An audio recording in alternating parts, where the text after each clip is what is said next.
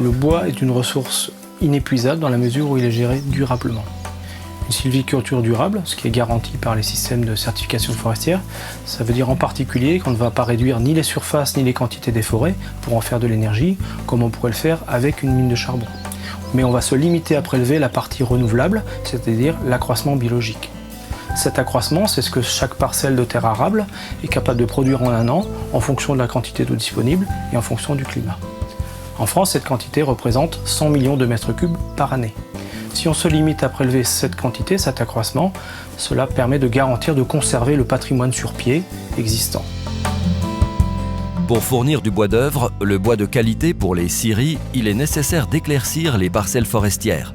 Cette opération que l'on renouvelle tous les 10 à 20 ans en fonction des peuplements consiste à couper les tiges les plus faibles pour laisser pousser les bois d'avenir. Ce travail d'éclaircie et de dépressage représente un coût important pour les propriétaires forestiers.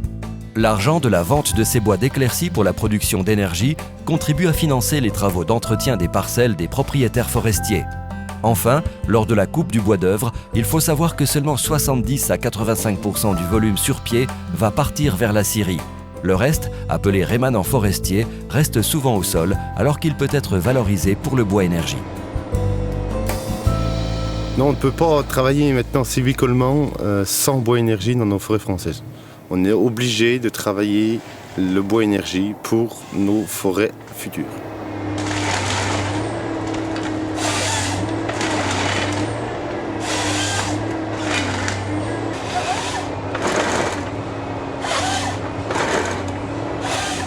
Sur une parcelle de bois, quand j'arrive avec mes engins, suivant le type de parcelle, j'édite plusieurs produits. Des produits qualité pour scierie, papeterie, des qualités à défaut pour scierie. Et ensuite, je vise le bois énergie selon la matière et le peuplement qui est dans la parcelle où j'interviens. L'exploitation du bois énergie doit respecter les sols et la biodiversité. La qualité des sols forestiers relève tout autant de leur contenu minéral que de leur contenu organique. L'humus est majoritairement alimenté par les feuilles qui tombent chaque année, alors que les branches, quant à elles, qui ne tombent au sol que rarement, contribuent peu à l'humus, de telle sorte que leur utilisation en bois déchiqueté ne pose généralement pas de problème.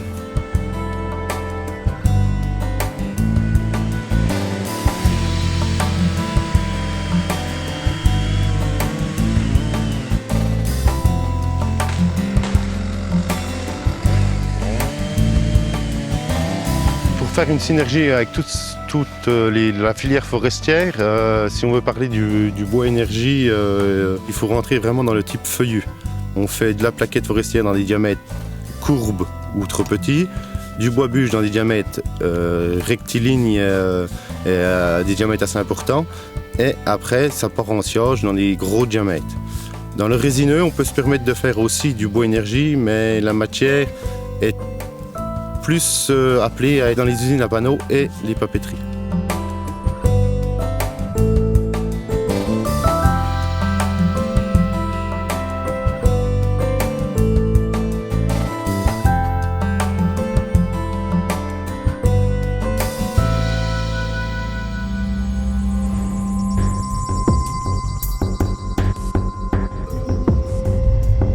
Le bois déchiqueté, également appelé bois plaquette, est produit en réduisant les tiges en petits morceaux calibrés. Le bois déchiqueté est vendu souvent au volume. Le MAP, mètre cube apparent pour les petites installations ou à la tonne pour les grosses chaufferies. Lorsque le bois est frais, la plaquette produite contient jusqu'à 60% d'humidité.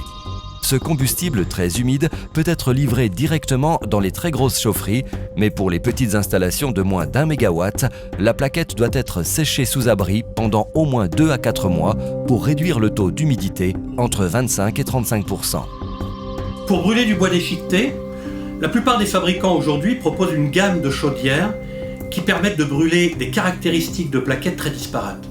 Par contre, pour les chaudières de petite à moyenne puissance, il faut faire appel et il faut absolument veiller à alimenter la chaudière avec un combustible de très bonne qualité. En tout cas, de qualité conforme aux prescriptions du fabricant.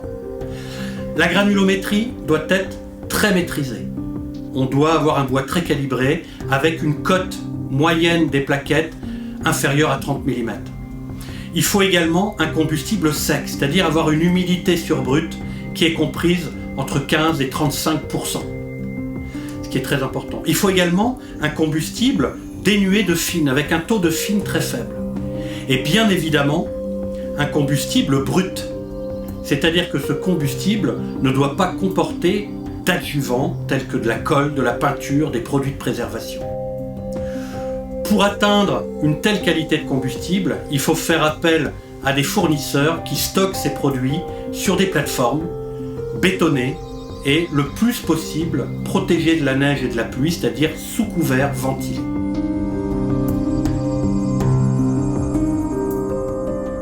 Je suis transporteur dans le Cantal. J'ai démarré une activité de livraison de bois déchiqueté en camion souffleur en 2008 et ça m'est suivi de livraison de granulés aussi avec un nouveau caisson depuis 2013. Et je livre donc sur le secteur Cantal et département limitrophes. Donc le camion souffleur était une révolution dans le département, ça a été un des premiers sur la région. Et ça a permis de simplifier le stockage des plaquettes, car on peut stocker dans des bâtiments existants, sous-sol, et en permettant de réduire les coûts du projet chaufferie. Aujourd'hui, je suis à environ 4000 m3 de livraison de plaquettes en camion souffleur et environ 600 tonnes de granulés bois. C'est une activité qui progresse d'année en année. C'est vrai qu'on a environ, depuis 2008, une progression de 600 m3 par an. Et sur les dernières années, on est même à plus, voire 1000 m3 supplémentaires chaque année, en plaquettes et en granulés environ 100-150 tonnes par an. J'ai fait ce choix donc, du bois déchiqueté car depuis 8 ans, j'ai environ une cinquantaine de clients qui sont ravis d'avoir fait ce choix en termes de confort. Et donc pour moi, c'était une évidence de partir sur cette énergie car ce sont des énergies locales et qui font travailler des entreprises locales.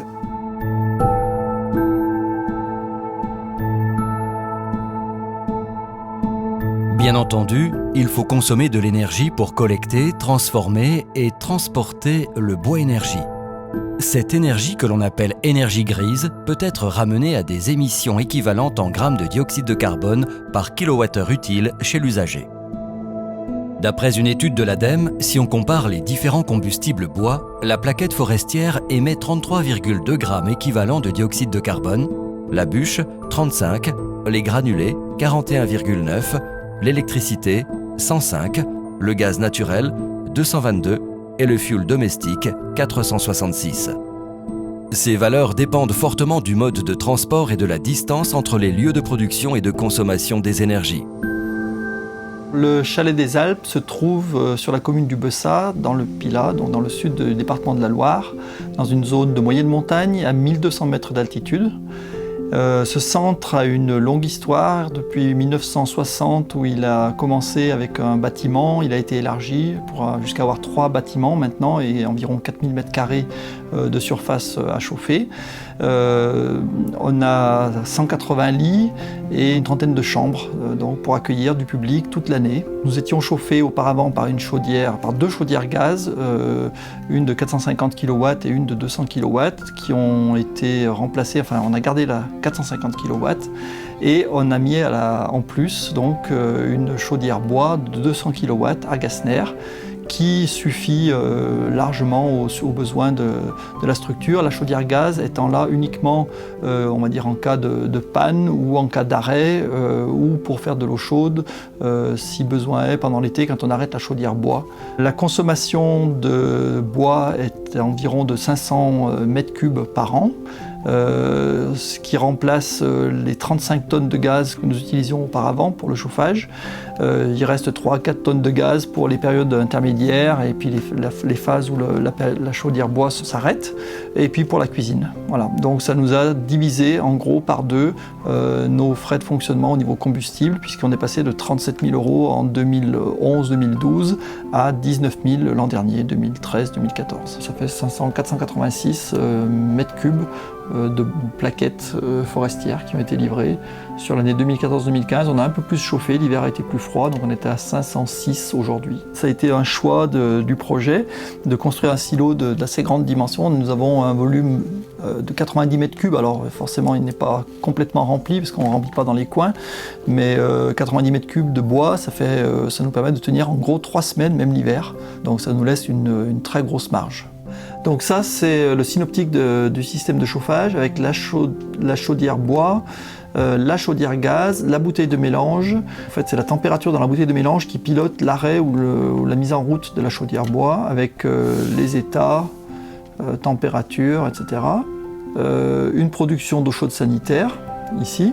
Et la programmation donc, se fait sur les plans horaires. Donc là, c'est un synoptique du bâtiment complet avec les 3 niveaux.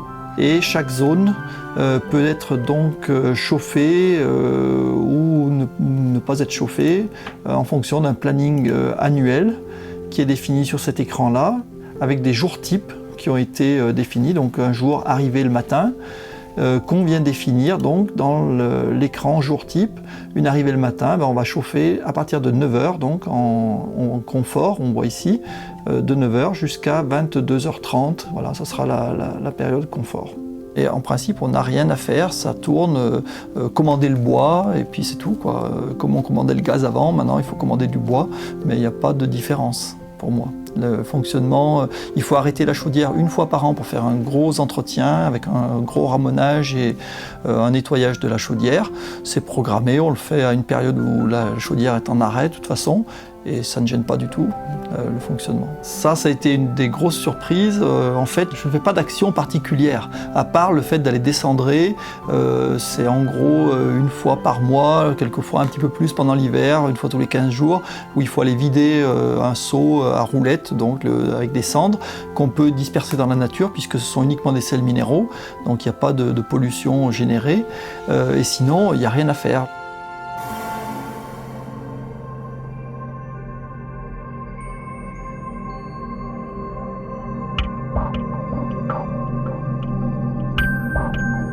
Sur la plupart des installations à bois déchiqueté, les chaudières automatiques peuvent tout aussi bien consommer les sous-produits des industries de seconde transformation du bois, comme celle des menuiseries. La menuiserie Louis travaille à peu près 600 mètres cubes de bois par an pour ses activités de charpente, menuiserie, agencement. Il en résulte donc 600 mètres cubes de sciure et de copeaux qui vont servir à chauffer l'atelier. Donc cet atelier a une surface de 2000 m². À côté, il y a aussi 300 m² de bureaux. Donc nous chauffons tout cet ensemble avec une chaudière de 100 kW, ce qui n'est pas beaucoup pour l'ensemble, parce que nous chauffons des surfaces mais non des volumes. Voilà. Et cette chaudière donc, est alimentée avec des briquettes de bois, que je peux vous faire voir ici, vous voyez, qui sont faites à partir d'une presse. Cette presse compresse ces briquettes à partir d'un silo qui se trouve à l'extérieur de la menuiserie, dans lequel va la sciure et les copeaux.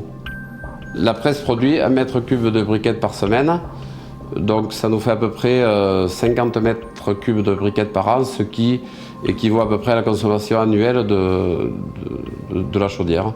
Donc on est en autonomie au niveau du chauffage de cette menuiserie.